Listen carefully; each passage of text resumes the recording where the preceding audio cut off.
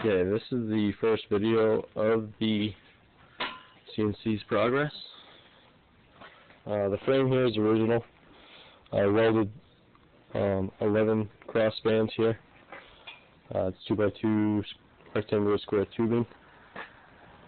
It's attached to the 80/20 by the 2x2 angle iron. It's a 1/4 inch thick, was the thickest they sold it in.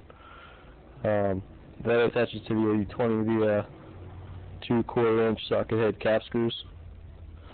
There's a the original Joe's design here with the angle iron. I plan to do the V-rail at some point, but I'm hoping I can make a little money first with the machine, and I think I can be more productive making it using the machine. This is the more gear. It's kind of poor lighting. Let me come out here.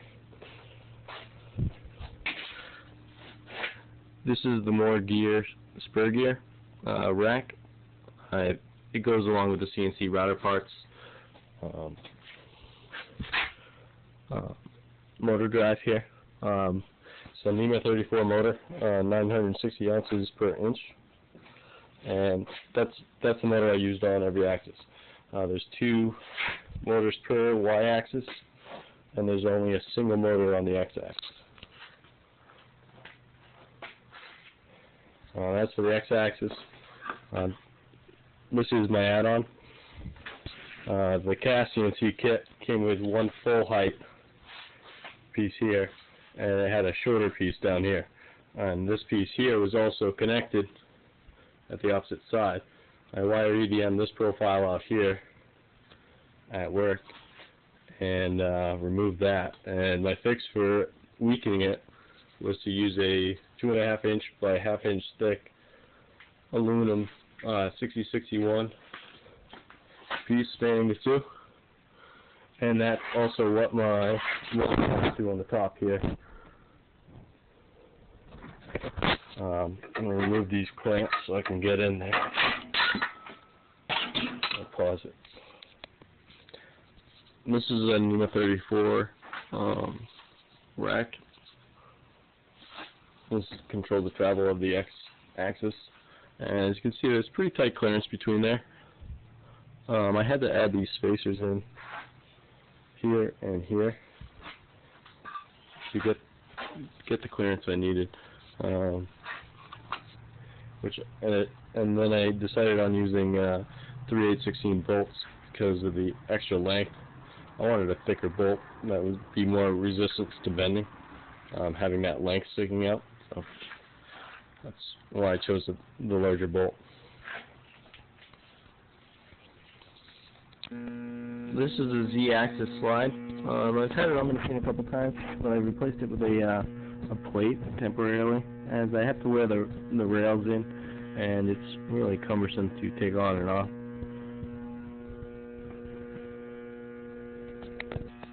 This is a control case I bought off of eBay. I was looking at new ones, and they were ranging like $200–300. I was able to pick up this control case, and it was used. I picked it up for $75 shipped. If you look down here,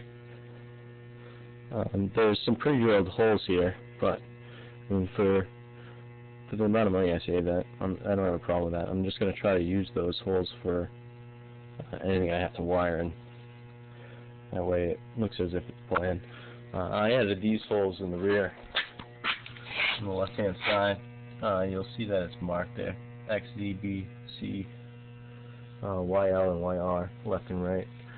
The A is in parentheses. It's actually an A-axis, but it's a slaved axis, so it doesn't really even need to be thought of other than setting it up.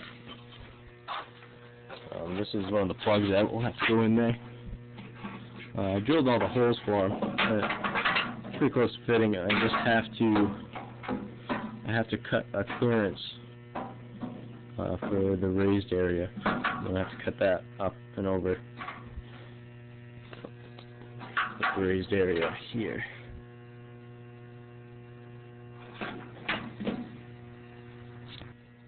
This is the main brain of the system. This this is what works with your computer software. Attached to the computer would be several different inputs and outputs, and then it sends it to this thing, which those inputs and outputs from the computer can turn on and off spindles, move a particular axis, turn the coolant on, turn the coolant off. It's also got several safeties built in, like an emergency switch. It's got a charge pump. There's a lot of different options that come with this board. This they call the motherboard. This is just a daisy chainable board. It comes right off of this board here, plugs into this board via these long cables, and then from here it can jump to another board. These are for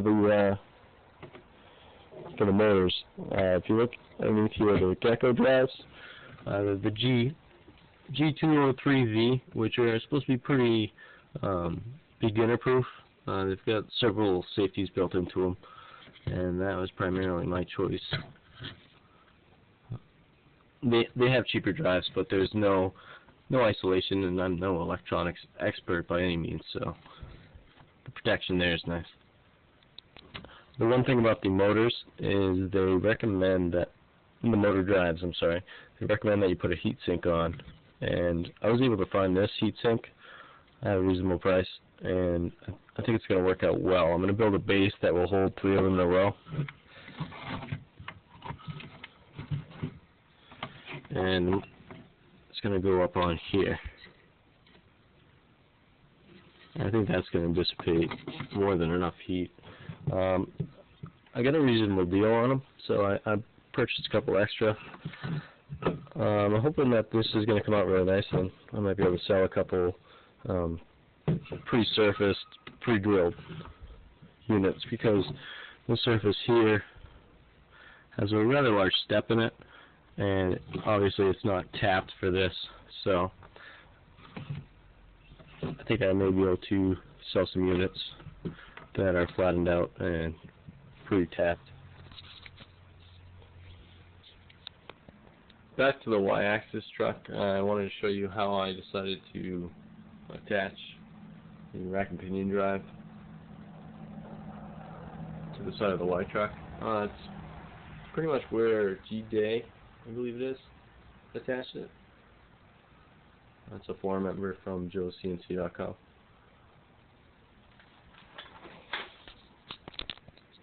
On the X-axis, the spring mounting location, I used the right-hand tap tool and attached it to the rail at this location here.